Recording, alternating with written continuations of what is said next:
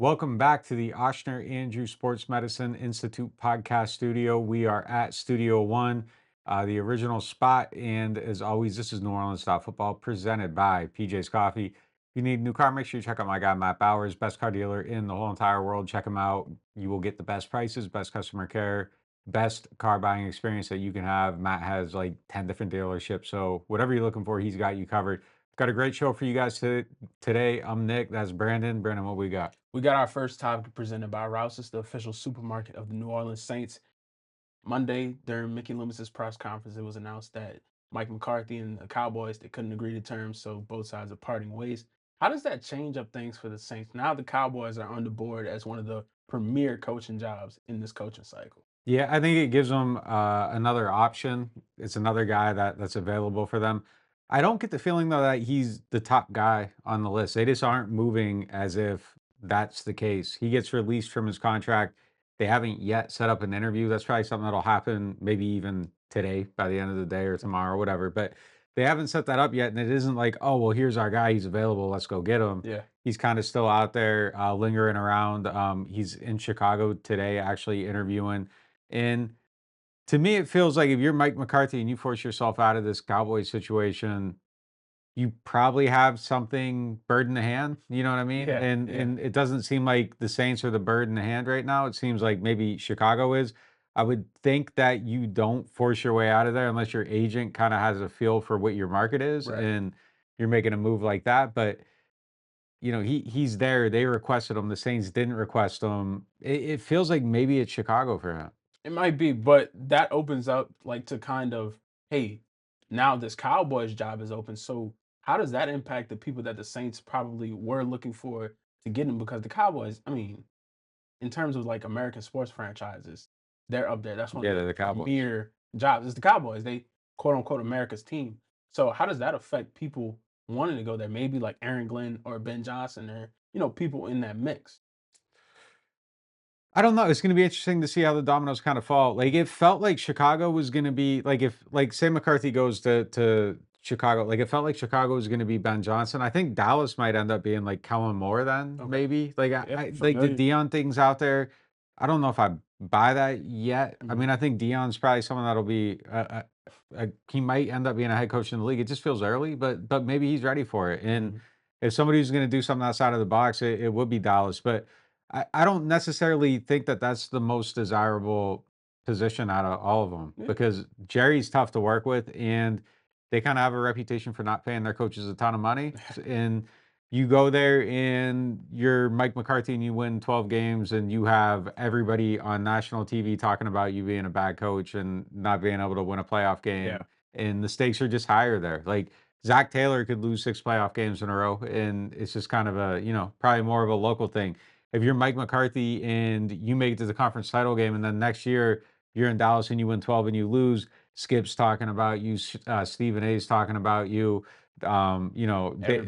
Hellman's talking about you, like Yeah. everybody's talking about you on their various platforms, Sports Center, us, like whoever, like it's just Mike McCarthy, like the view on Mike McCarthy is probably a little bit unfair given the stage that he was on, but that's just the reality of the situation. So yeah, I mean, I don't think it has a huge impact on their search. I kind of feel like they're probably on the other side of what the Saints are kind of looking at right now. What about you?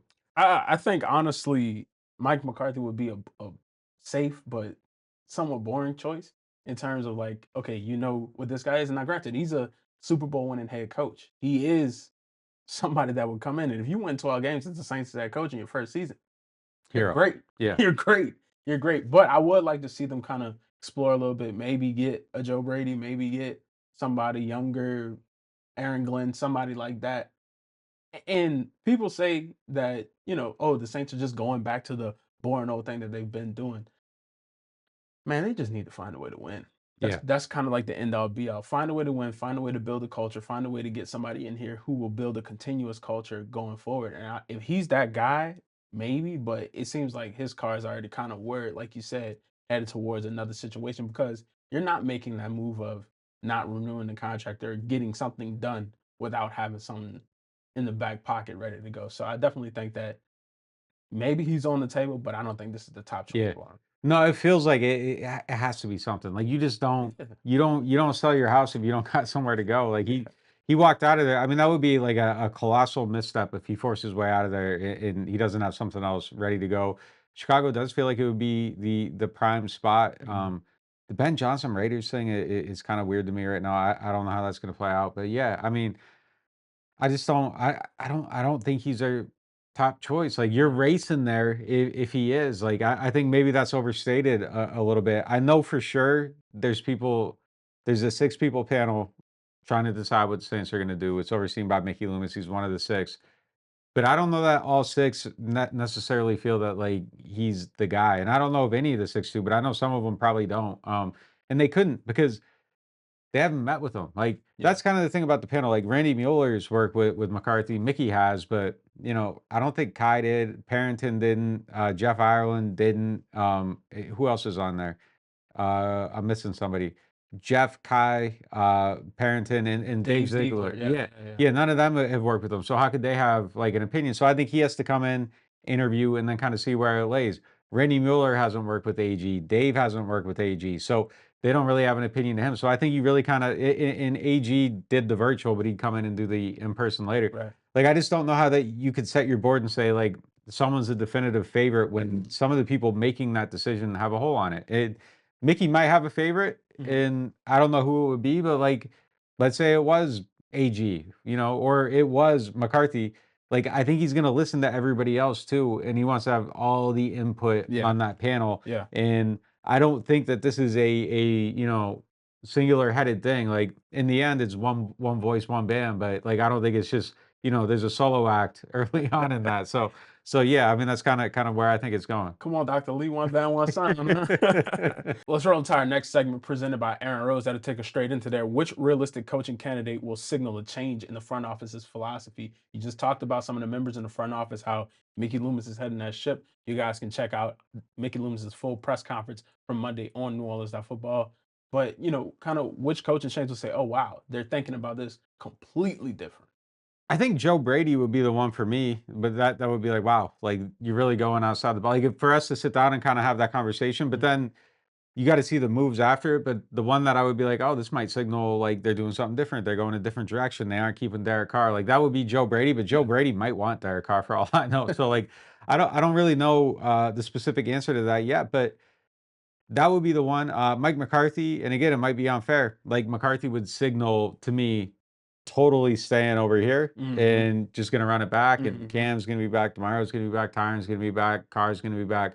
That's what that one would say to me. I would think that he's just kind of would want to hold on to it. And I think AG kind of exists somewhere in the In the middle middle. though. Yeah. Yeah. It's a weird. Yeah. But Kellen Moore might be on that Joe Brady side too. Like, we never mentioned him, and like, he might be a real candidate. Like, I just haven't heard anything about him yet. But Mhm. yeah, that would kind of probably be my breakdown of it. No, for sure. And it's funny that you put AG in kind of like that middle waning period because it's like, yeah, he's familiar, but he never was high up like a defensive coordinator here. But then he comes in with his own flavor, his own style. He's been under Dan Campbell. He's able to develop this, dominant defense that's going to be.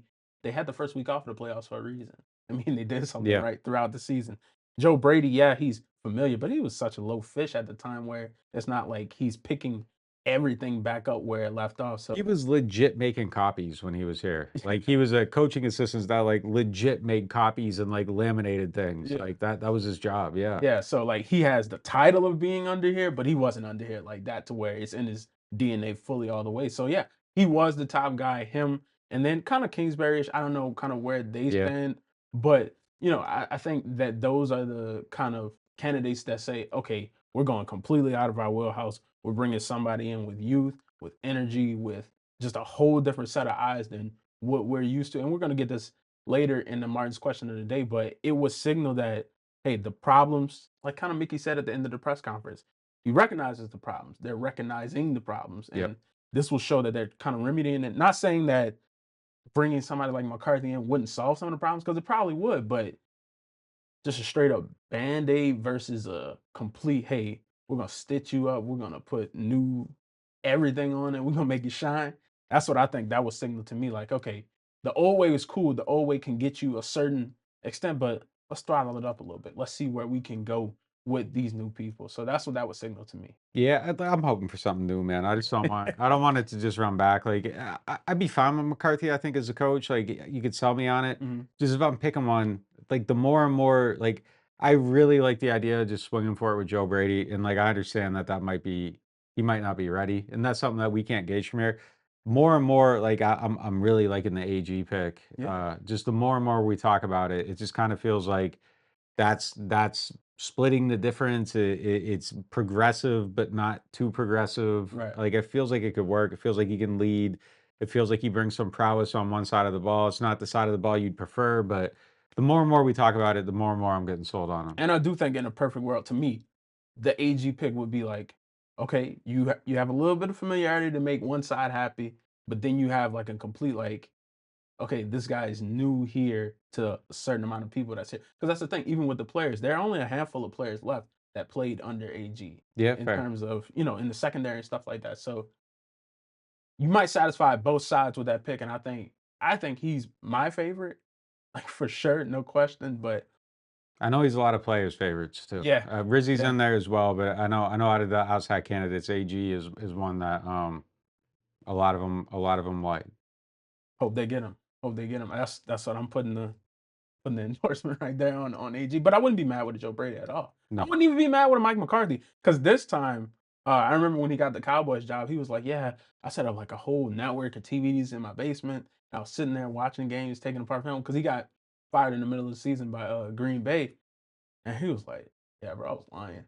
Like, you know what I mean? So now he has stuff on tape of like, okay, yeah, he's won 12 games with the Cowboys. He's dealt with the Cowboys. That's a job even in itself, not just coaching the game, but dealing with the owner and dealing with the conglomerate of people that are over there to be able to come out and still win the games. I mean, this year they won 7 games too, and Dak was hurt, and CeeDee Lamb was hurt, and they didn't have a running back, and it's all type of crazy stuff. it's So just it's a little wild to me that he fired his offensive coordinator, who's now getting head coach looks and might possibly be the person that takes his old job. Like that's just something yeah, I kind of can't get over. Like you did that to save yourself, and now this guy's about to be a head coach. yeah, Oh, I don't know I neither. don't know. We're gonna take a quick break, and then when we come back, we'll have more show for you. Ochsner Hospital for Orthopedics and Sports Medicine on Clearview Parkway is celebrating 5 years of exceptional achievements. The hospital's integrated team has successfully performed over 20,000 surgeries using the latest in cutting-edge technology. With nationally recognized services and impactful partnerships, they continue to lead the advancement of orthopedic and sports medicine care in our region. Rouse's Markets is voted best grocery store in New Orleans, best grocery store in Baton Rouge, Mississippi, Gulf Coast, Thibodaux, Houma, Hammond, Lake Charles, Mobile, year after year. Thank you for choosing us best grocery store on the Gulf Coast. Number one. Thank you. Thank you.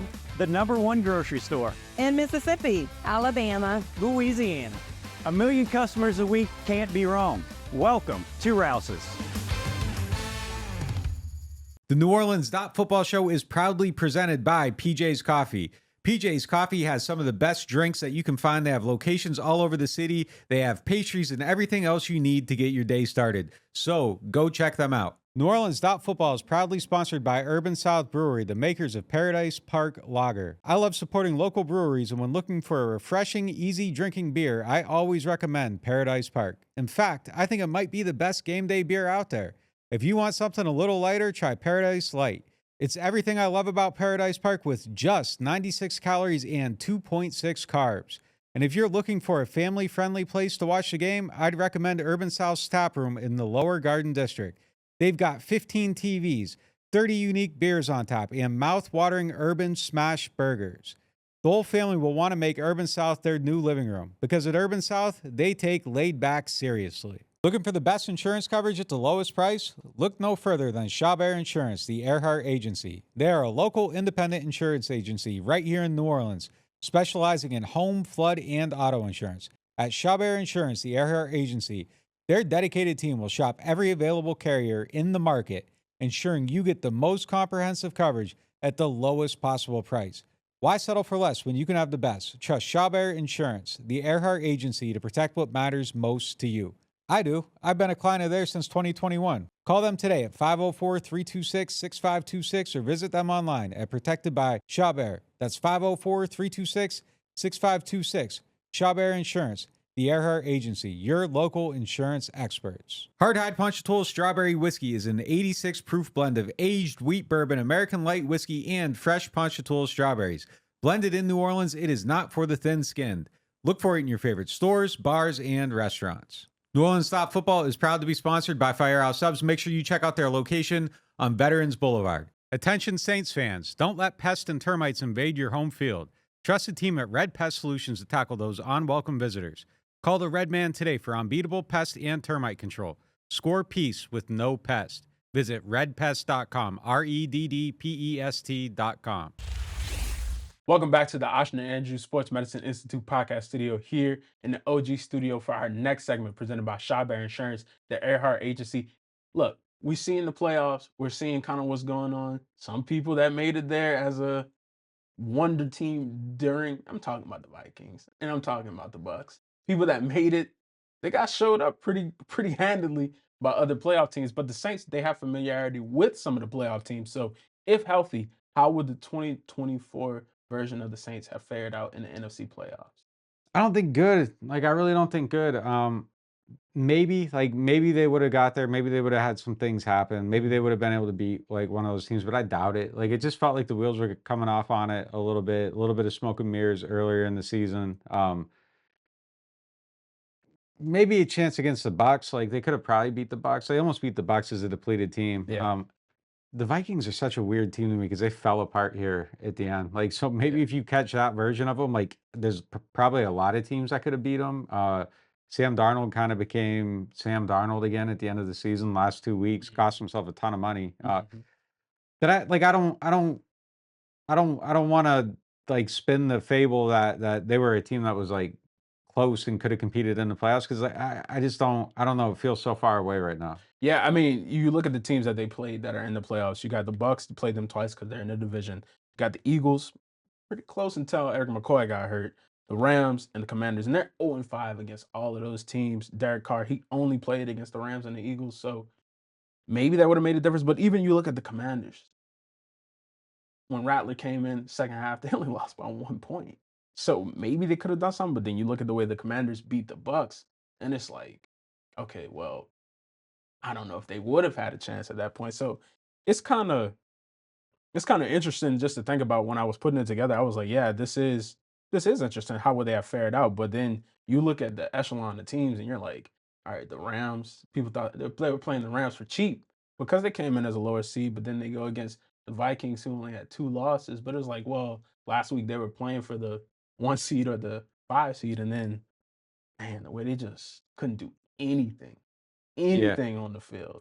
It was like, okay, the Rams are playing a whole different brand of football. The interesting thing about the Commanders is that the biggest leaky valve in that game ended up being Marshawn, I think. Yeah, And yeah. when the Saints played them, they kind of stayed away from Marshawn out of just institutionalized respect because they've just seen too much. And I wonder if they would have found that leaky valve in the playoffs. I don't think they would have. They might not have. They might not have found out hey, let's just kind of go at him and see what's up. No, I don't think they would have done Yeah, that because at all. they just I don't know. They knew better, but knowing better, I think put you at a disadvantage in that situation. So, yeah, I don't know. I mean, it is weird because they were competitive with a lot of these teams, and if they're healthy, maybe. But I just don't. I can't do it. I can't say it. I can't stamp it, man.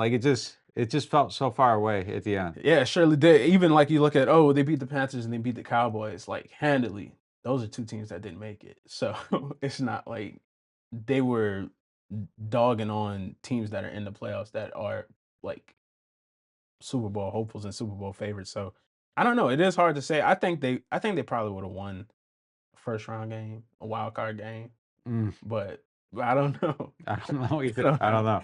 Let's roll into speaking on the games from the other day. Let's roll into our next segment presented by Urban South.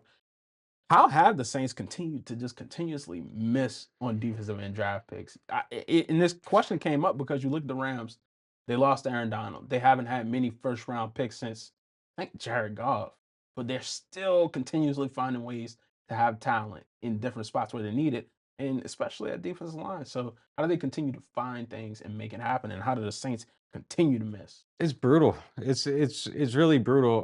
You got Akwad and Muhammad. Like it's funny, he's still in the league as a 6th round pick all these years later, but he never carved out a role here. So I mean, that one's a miss for sure. Davenport was a miss on health. Like Mhm. I know a lot of people would argue about many things, but there was actually a time where he was balling and he looked really really good for this team. Mhm. So I don't know that the scouting was a miss there, but there was a scouting of the individual that I think missed a little bit. Obviously, the health component, and I think there was a level of competitiveness I wasn't quite there, and it's Mhm. weird when you go back and you look at things people were saying about him at the time, and like there's always like weird red flags. Like you'll read a scouting report that someone did, and it'll be like, oh, like he likes to listen to music, or like he Yeah. reads books, and it's Yeah. like, what does that mean?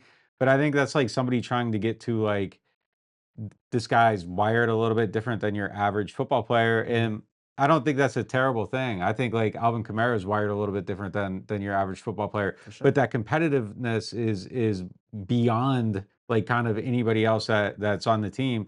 So I don't know.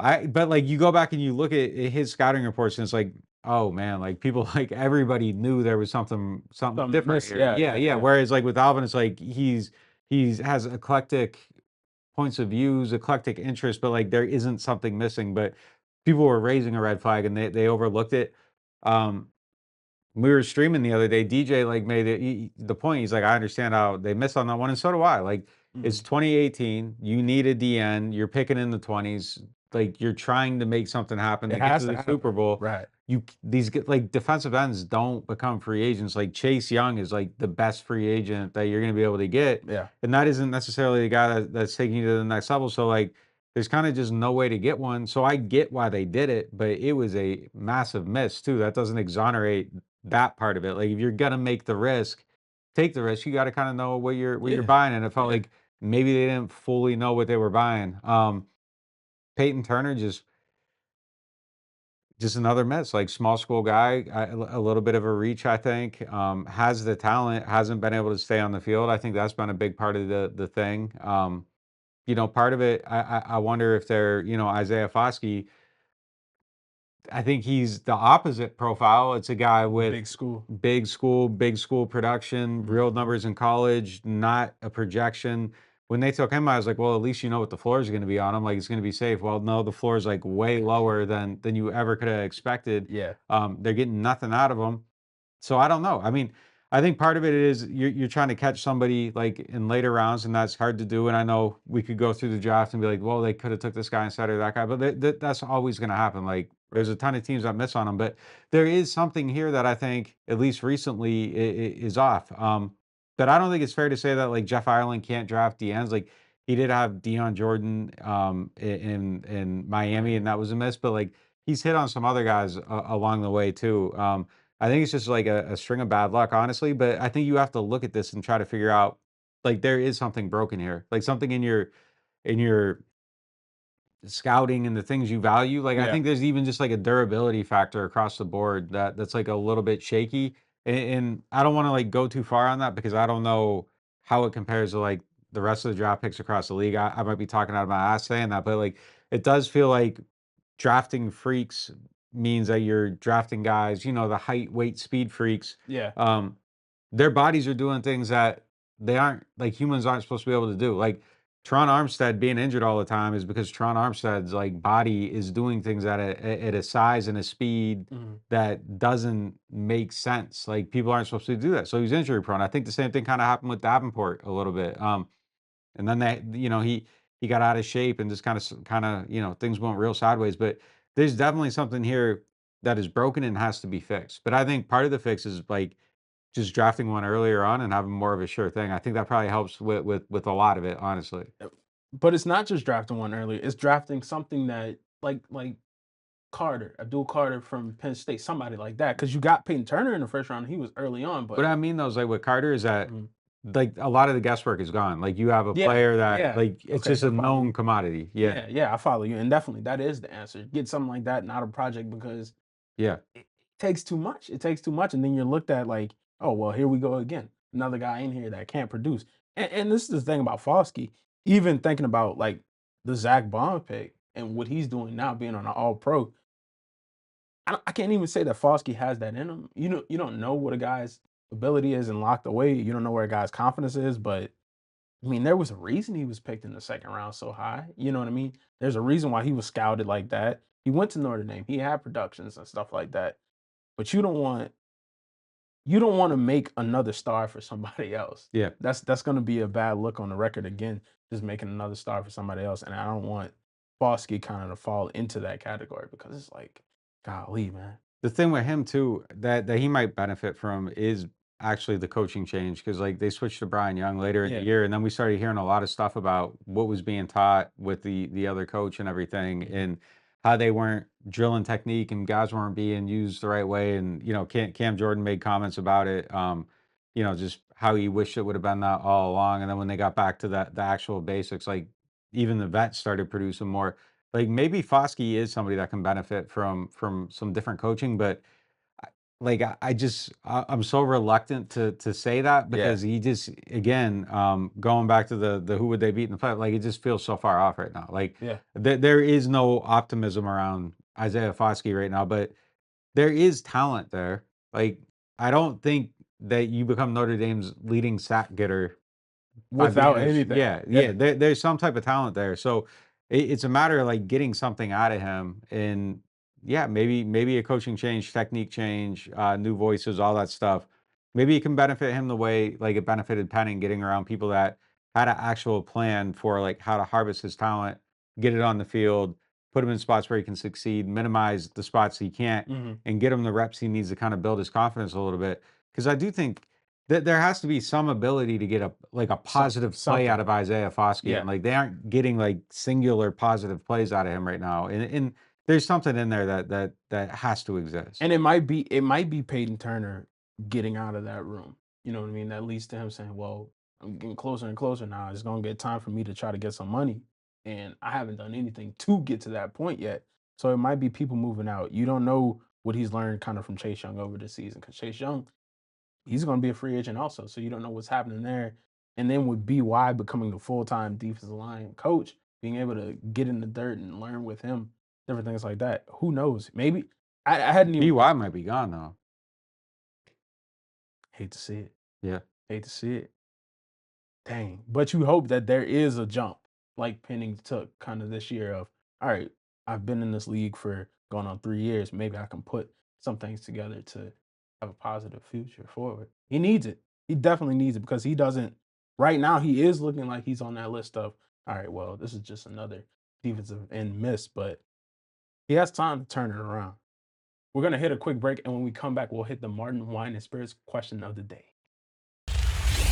Total Maintenance is one of the largest locally owned home and commercial service providers in South Louisiana and serve the greater New Orleans and Baton Rouge markets. They have a membership program that gets you 2 tune-up visits for AC and heating, as well as club membership discounts of 15% on all repairs, half off of all diagnostic charges, and 3-year warranties on most repairs for membership clients. This is usually priced at the low price of $24.95 a month per system, but if you tell Total Maintenance that you found them through NOF, they'll lower the price to $20.95 per month per system for as long as you keep the membership active. Services include AC and heating service and replacement, electrical service, plumbing service, as well as generator service and installation. They are Total Maintenance. Find them at tm-ac.com or give them a call at 504-841-3300, or if you're in the Baton Rouge area, 225-480-1000. Martin's is your go-to destination for everything merry and bright this holiday season. From an unmatched selection of bourbon, whiskeys, and wines to gourmet food, gift baskets, and catering, Martin's has all your holiday needs covered. Family owned and operated since 1946, Martin's knows the perfect ways to celebrate this season with loved ones. Visit them in Metairie, New Orleans, or Baton Rouge, or shop online for the ultimate convenience. Whether you're raising a glass or looking for the perfect holiday gift, make it an easy and cheerful holiday with Martin's.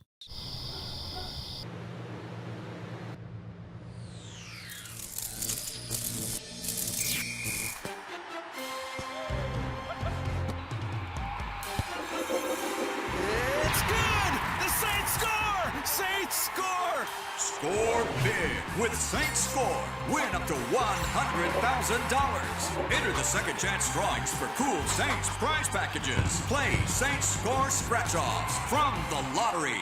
There's nothing quite like the feeling of stepping into your dream home. At Jefferson Financial Federal Credit Union, we can help make that dream a reality with a team dedicated to you. When you partner with Jefferson Financial, you do so for the life of the loan. Having a single point of contact when questions arise is invaluable. Our experts are here to guide you every step of the way. There's no better time to invest in your future. Apply online at jeffersonfinancial.org. Federally insured by NCUA, Equal Housing Lender.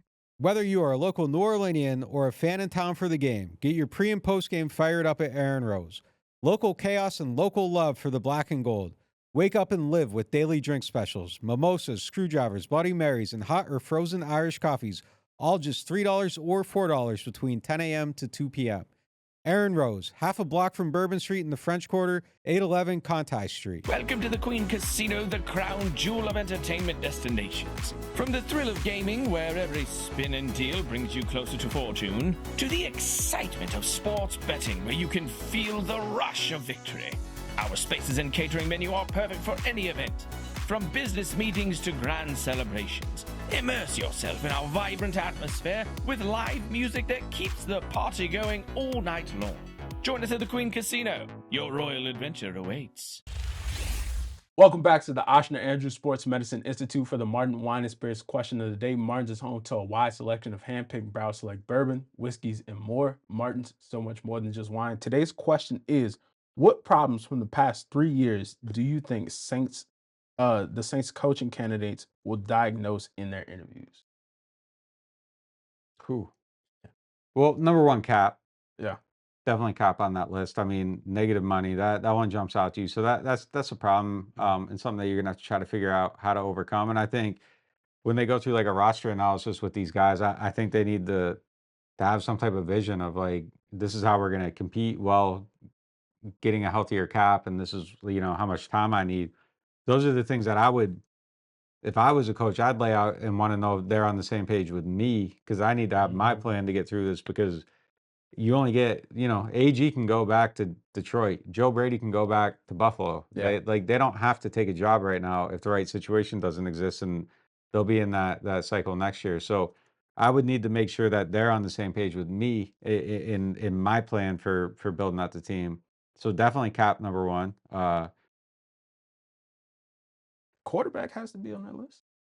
I think quarterback is on that list. I think quarterback is on that list because you have to see, am I marrying a Derek Carr for the rest of this contract, or if you're Joe Brady and you're an offensive builder, are you trying to get somebody in there and build out something and say, hey, y'all talk about all these other trees, start talking about this Joe Brady tree, because I'm making my own system here and I'm able to do it with the guys that I want to do it with. So yeah, that's on the list for me too, the quarterback. Yeah, it's a good one. Issues that you would have to diagnose. I think that there's a culture issue probably within the team, and I think Rizzy healed some of it, but I think that's something that you look at and realize probably needs to kind of come together and be reset a little bit. And I think you have some good culture guys in there, and they did keep fighting going forward, but that accountability culture, I think, kind of eroded a little bit over the last 3 years, where, I was talking to somebody in an NOF member, and we were talking about, what if Sean Payton was in Green Bay, and he was making the argument that he's like, well, like, Aaron Rodgers got Mike McCarthy fired, and they clashed and all this stuff, and my counter argument to that is I don't know that the Aaron Rodgers we know today and the way he exists, I don't know that he exists in the same way if Sean's there, because I think the first time that Aaron kind of like started stepping out and like doing some wild stuff, like I think shut down. Yeah, I think Sean would have killed him for it, and it would have been like, oh, all right, like there is no line testing here,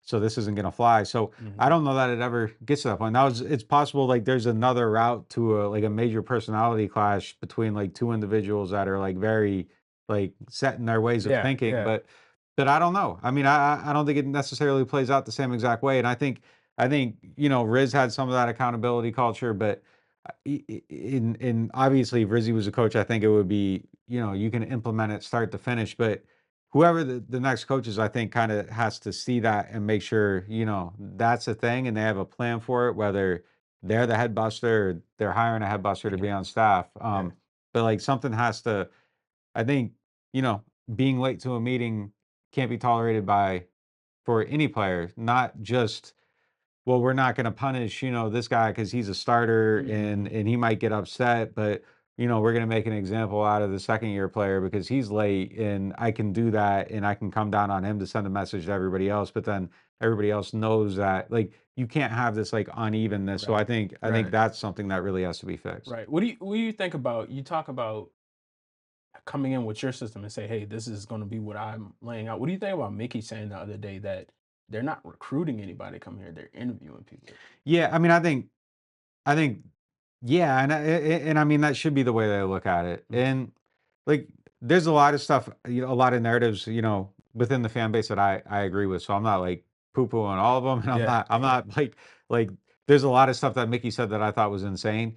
But I don't think there needs to be a recruiting process to come here. And I think if you have to recruit someone to come here, like you don't want them. Right. Like go somewhere else. You don't think the situation's right? Don't be here. Like I think you know it's an NFL head coaching job, and if somebody doesn't want your job, you don't want that person. Like I'm not going out of my way to convince Ben Johnson to be here because if Ben Johnson doesn't want to be here, then he doesn't want to be here, and that's probably not the right person. You want people that are kind of like all in on the thing.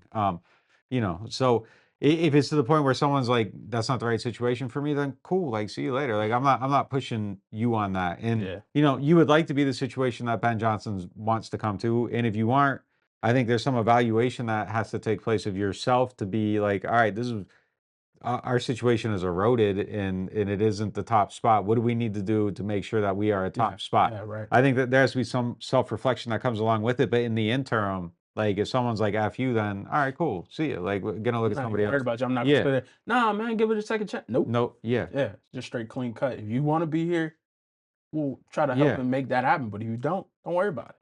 Don't Yeah. worry about it. I'm not begging anybody to come. Yeah. Anything else? No, I think well, of course there are some other things, but off the top of my head, I think that just nailing down those key kind of issues of, making sure that you're getting the cap cleaned up, making sure that the quarterback is right. The culture. I mean, the culture is just an umbrella term that I think encapsulates kind of everything. Like we're a culture of people that can get free agents, which goes with the cap because you have the available resources to do that.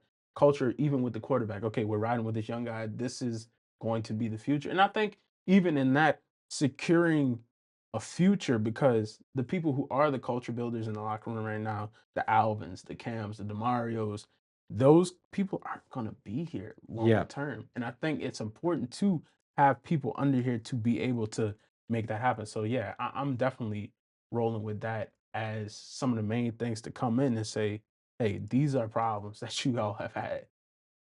I can work towards fixing that with you guys. And I think having that sense of, okay, the Saints aren't just a cut and run type of team where, you come in for 1 year, we'll cut you like the Patriots or like the Raiders. I think that's an added benefit also. I would say my last one is that like it's somebody identifying things that didn't go well that need to change. I would say drafting players that fit in with the vision for how to play them within the first 3 rounds. Like you can't be drafting guys in the first 3 rounds who you don't have really a fit for and don't see how they're going to be used. And great scouting on Zach Bond and Trey Hendrickson, not aligned with the coaching though. Like, and I think there has to be better alignment between the scouting staff and the coaching staff and Yeah. making sure that all these things are fitting together. And when you're having those conversations about, do you like this guy? Do you not? Like, how does he fit? How doesn't he? That has to come together. And look, that's really more on the coaching side than I think than on the scouting side because at the end, like you get to this point in the scouting calendar, and like it really is kind of like coaches from here on out. There's still people, obviously scouting, obviously putting together reports, but a lot of the hay is in the barn by now. And then like the coaches get involved at the Senior Bowl, and then they start offering their input and their takes and how things fit together and what guys they like, and people start getting re-ranked a little bit. And they need to have a better vision. That's something that I think. Yeah, I think that's something that's imperative to improving the program. Yeah, got to come in with something. And that's Yeah. one thing that they have to come in with. We appreciate y'all for stopping in today for this episode of NewOrleans.Football. For those who aren't subscribed, make sure that you subscribe because we'll have everything for you this offseason in the coaches search, in the draft, in the Senior Bowl, everything that encapsulates the Saints this offseason we will have at NewOrleans.Football. Catch you next time.